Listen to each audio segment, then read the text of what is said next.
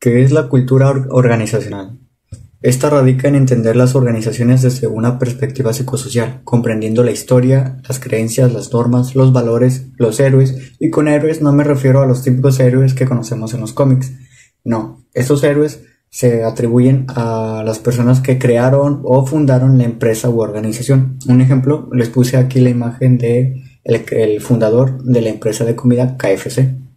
Siguiendo con el tema, también continuamos con los rituales de las personas que se encuentran inmersas en las organizaciones, reconociendo sus cuerpos normativos y sus cuerpos culturales compuestos por ideas, valores y posicionamiento que se determinan en las formas de intercambio social.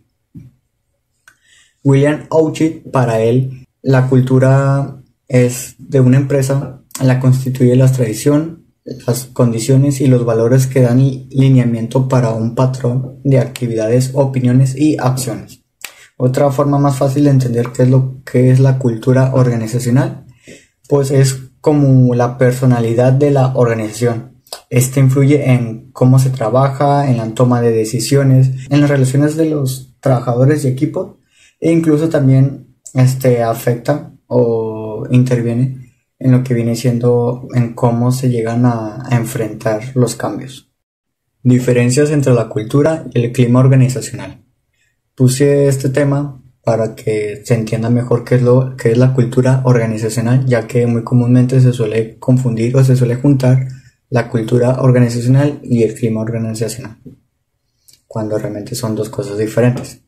Se complementan, pero son dos cosas diferentes. Los términos de cultura y clima laboral han sido utilizados en el punto de considerar en la descripción del clima algunos atributos que han formado parte tradicionalmente de la estructura de la cultura organizacional.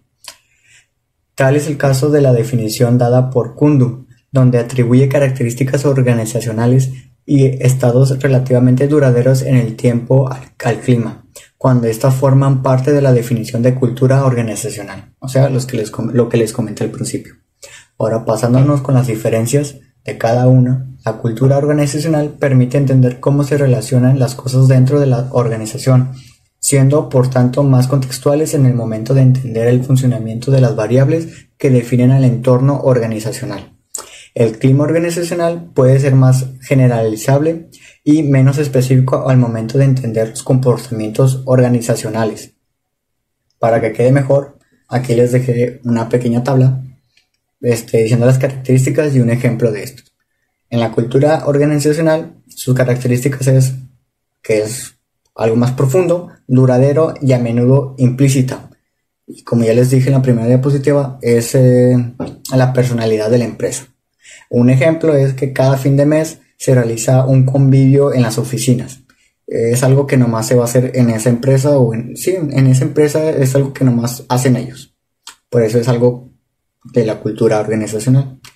En el clima organizacional, aquí sus características es que es más superficial, cambiante y depende del contexto y liderazgo actual. Un ejemplo es cuando se suele decir últimamente se siente mucha tensión por los recortes de personal. O sea, es algo que no siempre es así, no es duradero, es algo que es momentáneo. Ahora voy a hablar sobre los modelos y los tipos de cultura organizacional.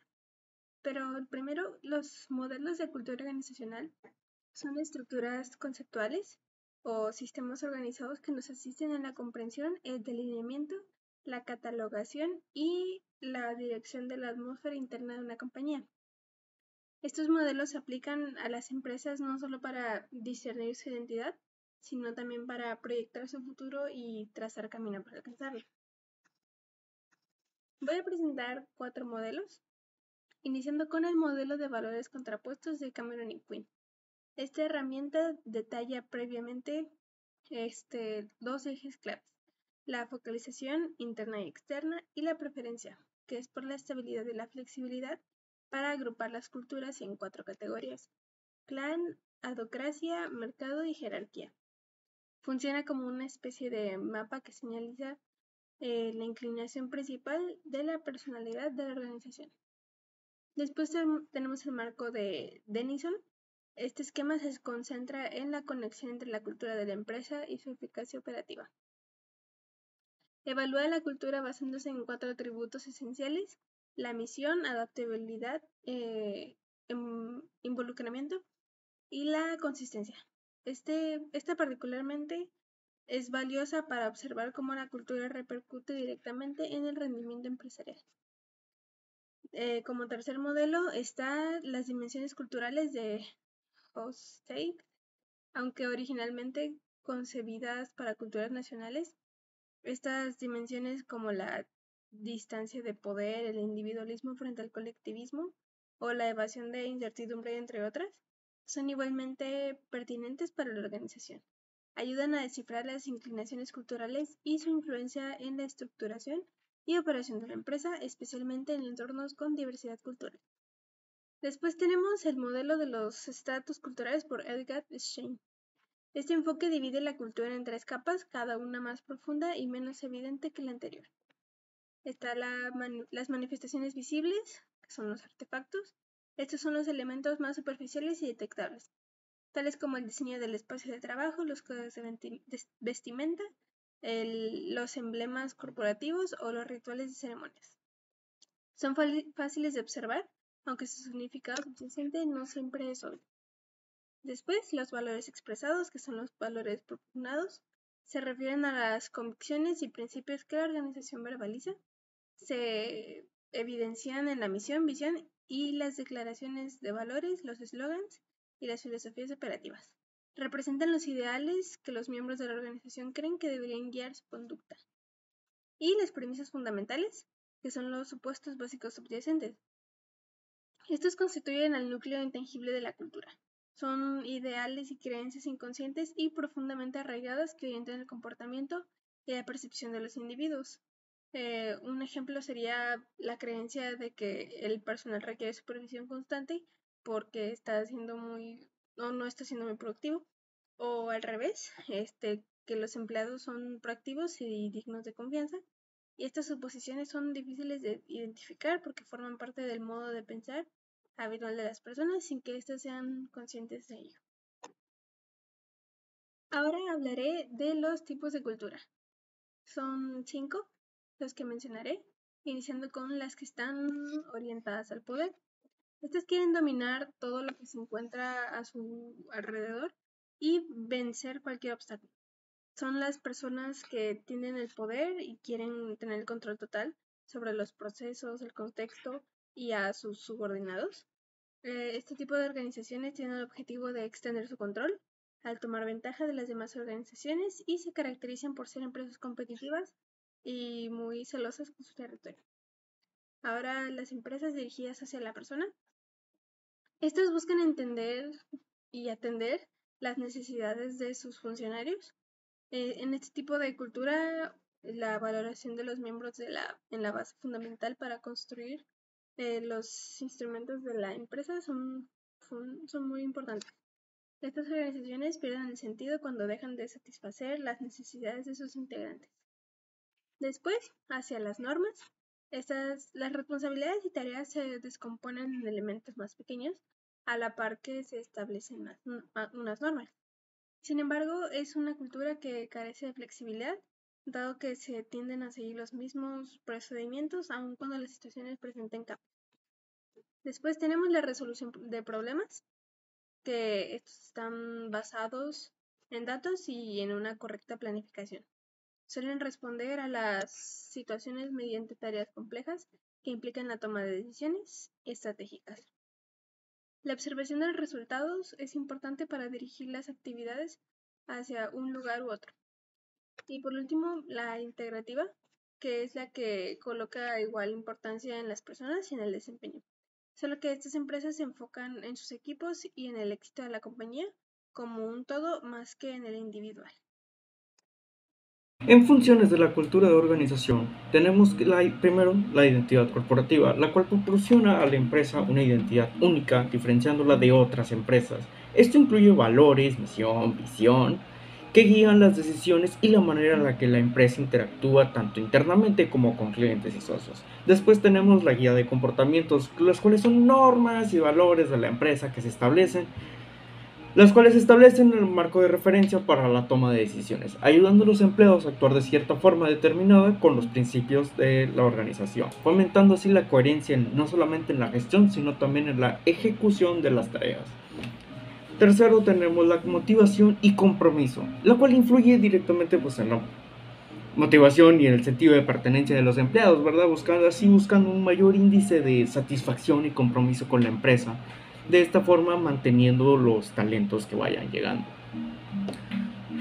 Después tenemos adaptabilidad y cambio, la cual está abierta al aprendizaje, a la evolución, que puede ser perfectamente de la tecnología, la cual va creciendo constantemente a lo largo de los años, para así ser capaz de enfrentar a los cambios del mercado y adaptarse a nuevas circunstancias.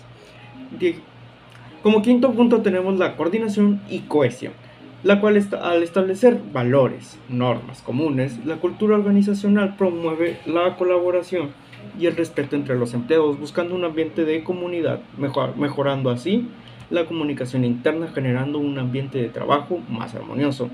Después tendríamos la percepción de la empresa, la cual busca un entorno laboral positivo y con valores muy bien definidos para darle una buena reputación a la empresa, atrayendo así talento. Junto con el punto 3, que atrae talento, también busca mantener ese talento y a su vez generar confianza con los clientes y potenciales socios. Luego tendríamos el impacto de la cultura organizacional. Primero empezaríamos con productividad y desempeño. Cuando los valores y normas están bien definidos, los trabajadores tienen mayor claridad sobre sus propios objetivos y responsabilidades del puesto, lo que hace, por ende, una mayor ejecución y eficacia en las tareas asignadas. También tenemos innovación y creatividad, las cuales las empresas con una cultura organizacional flexible y abierta al cambio tienden a fomentar la creatividad y la generación de nuevas ideas, dándole mucha mayor competencia frente a otras empresas, lo que puede ayudar a que la empresa obviamente destaque frente a otras y así pueda seguir creciendo continuamente. Clima laboral y reputación. Una cultura positiva fomenta la colaboración, respeto, la motivación y entre estas tres colaboran para que esto se reduzca el estrés de los empleados, además de mejorar la satisfacción. Dicho anteriormente con los anteriores 6 puntos, también colabora para, aumentar el nivel de compromiso de los empleados, de forma para también mantener talentos, posibles socios, además de que un muy buen entorno laboral le da una muy buena reputación a la empresa, generando confianza no solamente con empleados, clientes, sino que también con posibles socios. Por último tendríamos el diagnóstico cultural en la cultura organizacional. ¿Y qué es esto que te acabo de decir? Porque suena muy raro. Es el proceso de evaluación que permite identificar fortalezas, debilidades o oportunidades dentro de la cultura organizacional, con el objetivo de mejorar el ambiente laboral, comunicación y alineación de objetivos de la empresa. Tiene varios métodos, en este caso yo te voy a presentar algunos. Uno de ellos sería encuestas culturales, como lo sería la recolección de información sobre valores, percepciones y actitudes de los empleados. Tenemos entrevistas individuales que permiten obtener información cualitativa sobre la experiencia de los trabajadores para una especie de retroalimentación. Tenemos los grupos focales, donde reúnen empleados para discutir aspectos claves sobre la cultura organizacional.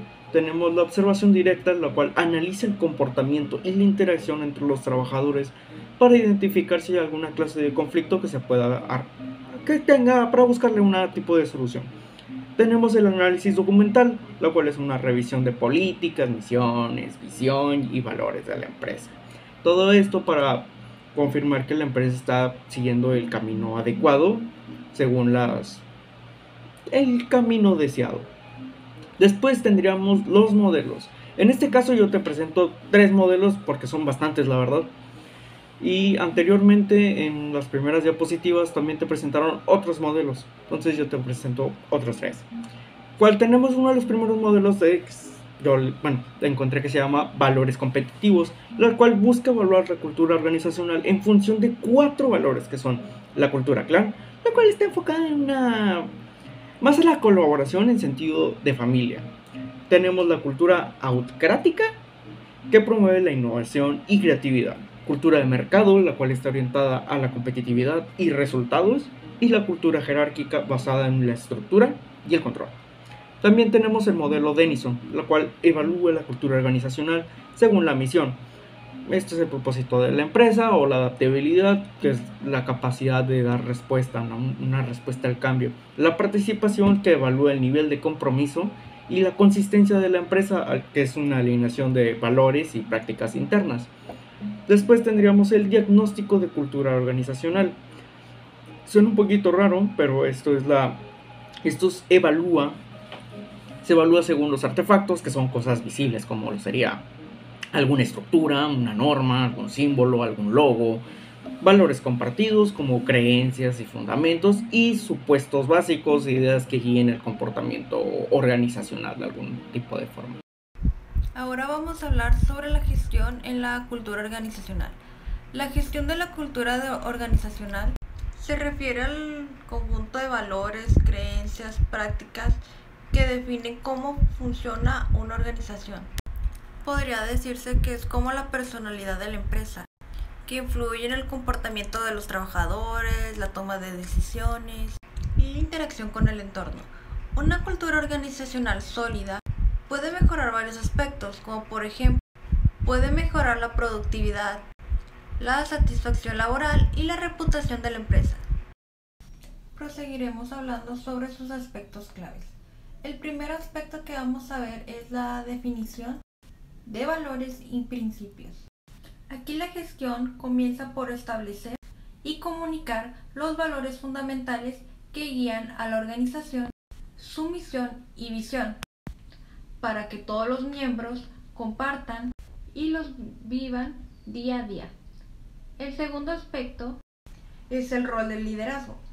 Aquí los líderes y gerentes son responsables de transmitir y ejemplificar la cultura organizacional, ya que su comportamiento impacta en la adopción de valores por parte de los empleados. El tercer aspecto que vamos a ver es la selección y desarrollo de talento. Aquí la cultura se refuerza contratando y desarrollando personas que se alineen con los valores de la empresa, fomentando un sentido de pertenencia y compromiso. El cuarto aspecto, la comunicación y refuerzo continuo.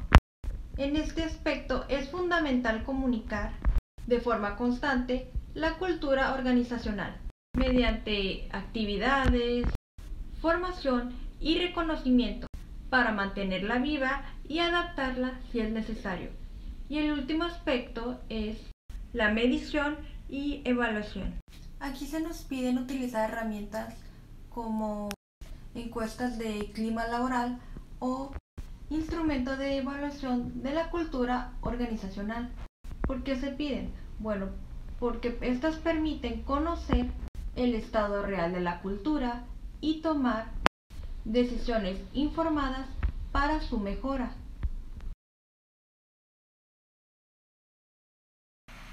Continuaremos hablando sobre el cambio cultural. El cambio cultural se refiere a un proceso en donde la empresa transita de su cultura actual hacia su cultura futura deseada, alineada con sus objetivos estratégicos y el entorno en que opera. Este cambio implica modificar, por ejemplo, valores, creencias, prácticas, comportamientos, y todo esto guían la forma en que los empleados trabajan e interactúan. Siguiendo con el tema de cambio cultural, vamos a ver sus diferentes tipos. Del lado izquierdo tenemos el cambio impuesto. ¿En qué consiste? Bueno, este proviene de factores externos, o por ejemplo regulaciones o cambios en el mercado, que obligan a la organización a adaptarse. Los líderes pueden simplemente cumplir con estos requisitos o, por otro lado, aprovecharlos para tener una ventaja competitiva y transformar la cultura. Y del lado derecho tenemos el cambio iniciado, el cual surge desde dentro de la organización, impulsada por valores, prioridades internas o respuestas a cambios en el entorno. Este tipo de cambio es más proactivo y busca alinear la cultura con la visión y estrategia de la empresa. Y por último tenemos las fases para implementar el cambio cultural. En primer punto tenemos el diagnóstico de la cultura actual, que se refiere a entender cómo los empleados perciben los valores, las fortalezas y las debilidades culturales y la necesidad del cambio.